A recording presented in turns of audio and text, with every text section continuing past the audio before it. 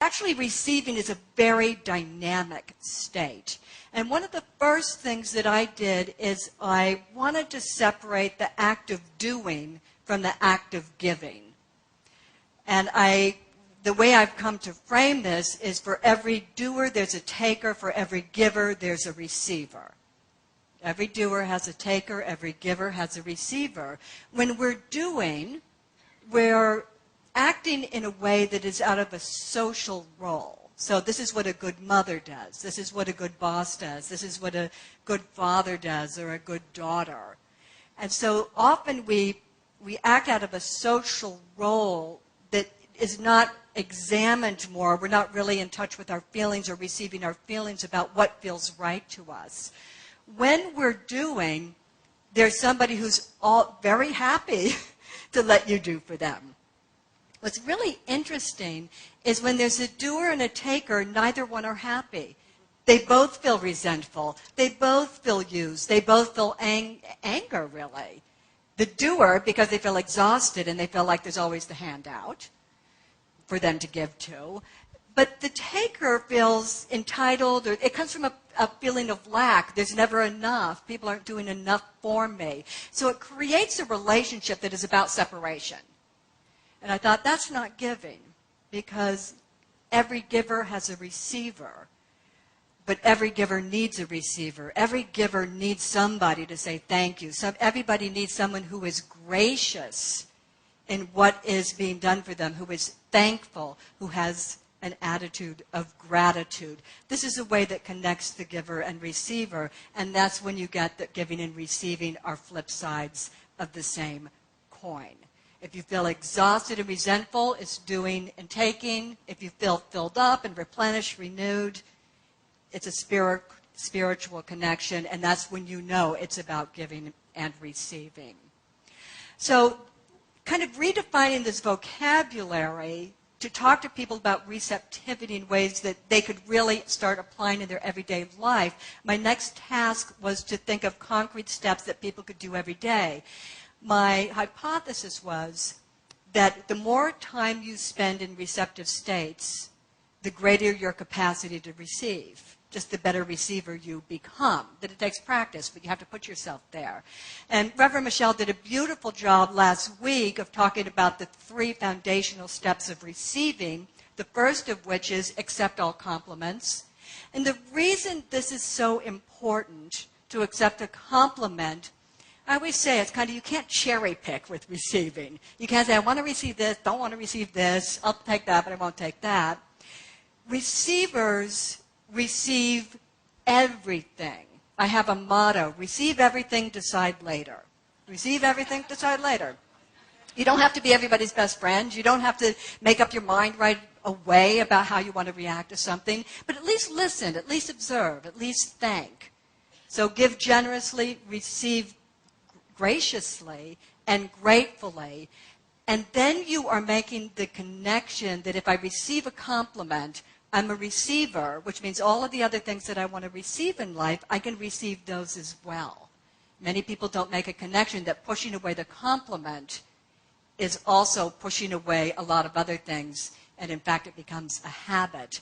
Count your blessings is really because this is the second step, because gratitude is a receptive state. When you are grateful, you're very much in the present. Not the suffering past, not the fantasy future, just right here, right now, I'm grateful for this.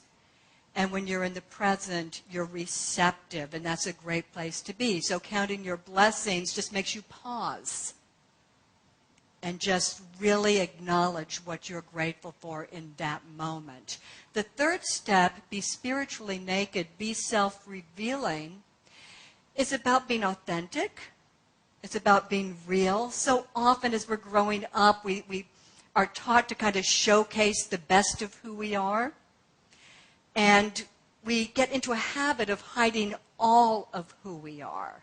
And what happens is that people don't know what they can do for us, and in fact, they don't know us very well.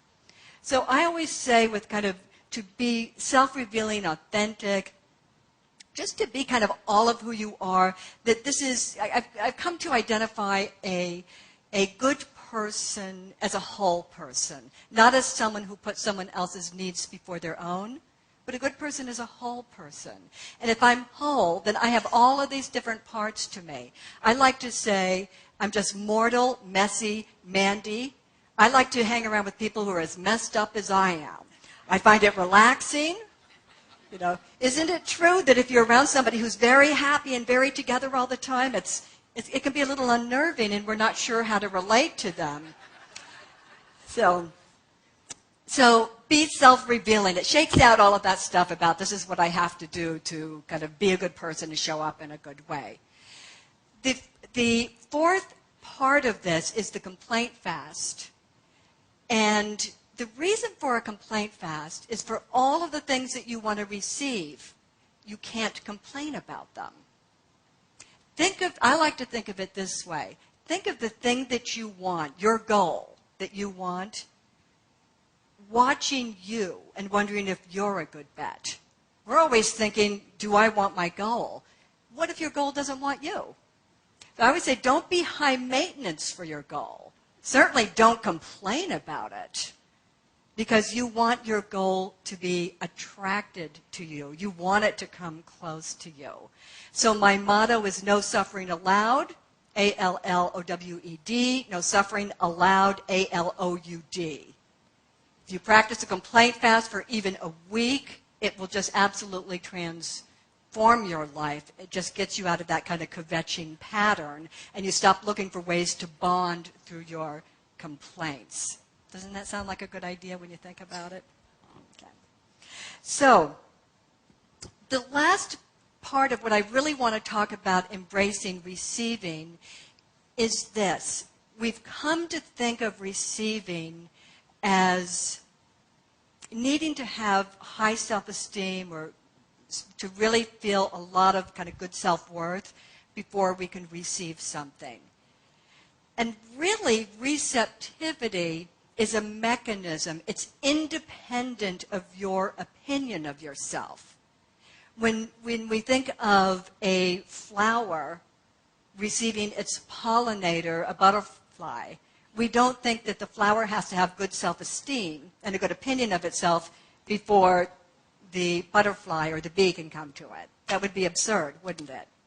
When we say Reverend Michelle's sermon was well received, we're not saying there was a group of people with high self-esteem who liked what she had to say. Right? That's not what receiving is. We've come to think if I receive a compliment, if I receive help, support, whatever it is, that there's this feeling that needs to accompany that. But if you delete that, it's a little more natural because if you think about it, doesn't your opinion of yourself shift and change throughout the day, throughout an hour, a minute, a year, a decade? You know, we're constantly having kind of different feelings about ourself, our worth, our value. So to push away or stop receiving based on a moment in time or an idea of how we need to feel about ourselves stops a very natural flow from occurring. And so finally, I just want to talk about or leave you with what I think is just a beautiful quote of Dr. Ernest Holmes. And this is, prepare your mind to receive the best that life has to offer. And what I love about this quote is that it's so true that if you practice receiving, if you practice putting yourself in these receptive states, just as you would fertilize soil so that plants can grow, you're fertilizing your own self and you are preparing the soil that is you to receive the best that life has to offer. Thank you very much. Thank you.